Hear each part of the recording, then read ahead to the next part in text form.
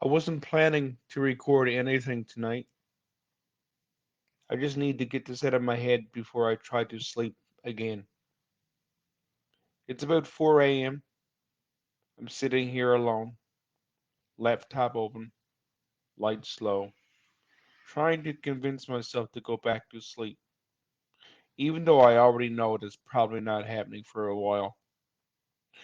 This is usually the hour when everything I hold together during the day starts to loosen, when the noise drops away, when there's no one to reassure, no one to perform for, just me, whatever decides to surface. Tonight, it's comparison, not in an abstract way, in a very old, familiar way.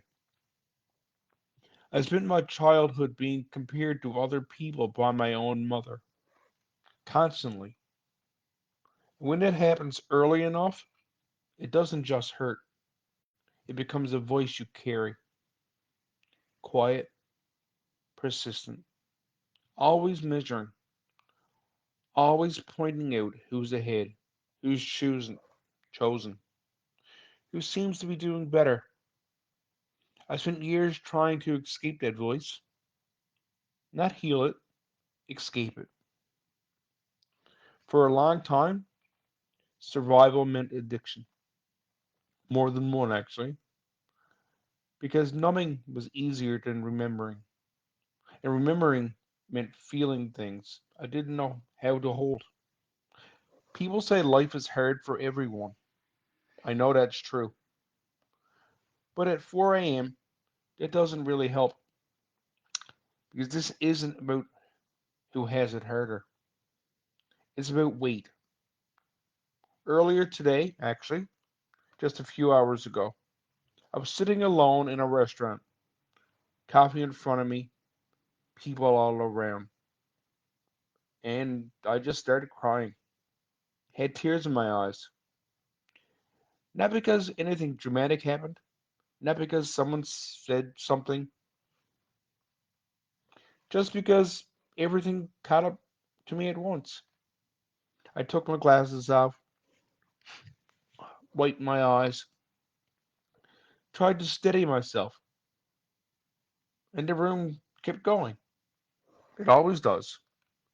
People kept talking, kept laughing, kept living. Now it's hours later, and I'm back here at home, laptop open, still carrying that moment with me. I scroll online, and it's just more bad news. The US, the world, people tearing into each other like kindness is optional. And I'm sitting here thinking, I'm just trying to be a decent human being. I'm just trying to stay honest, to not harden myself. I watch other people succeed, books in bookstores, author photos, tables set up, people gathering. And here's the complicated truth. My books are on shelves. They're already there. But hardly anyone knows they are. I see bookstores posting photos of other authors, their books front and center, author signings, displays, events. I hear about other authors being invited into schools, reading to children, being hired, being chosen.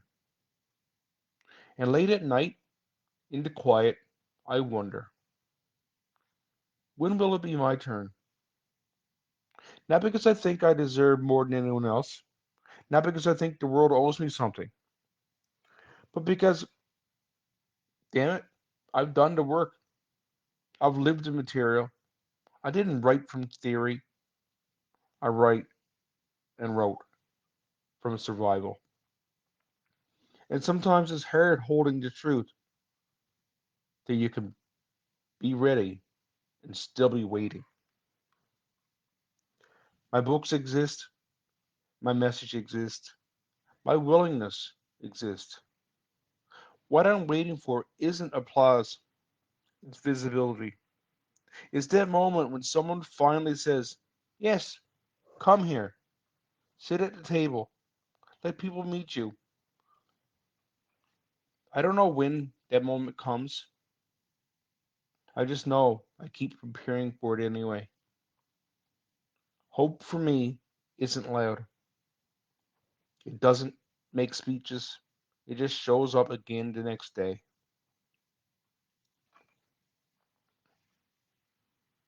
Twice in my life, my own mother tried to end hers. Twice. Prescription pills. Me right there, begging her to stay. Trying to explain why her life mattered. While never really being taught why mine did. She's still here now, living in a long care nursing home, unable to speak, unable to hear. And the truth that keeps surfacing lately is this: I'm not physically able to take care of her the way I wish that I could. You know, some days I can barely take care of myself. That kind of helplessness doesn't fade with time, it just gets quieter and heavier. I've done things I'm proud of. I've written 3 books. I've helped people. I know that. I've been told that. And still, there are nights when I wonder if I'm actually moving forward or just standing still and calling it patience. At 4 a.m., the question isn't philosophical, it's simple.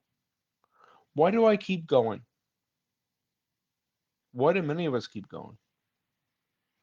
The only answer I ever come back with is this: because stopping doesn't heal anything, because giving up doesn't make the weight lighter. It just locks you inside the moment you quit. So I keep going,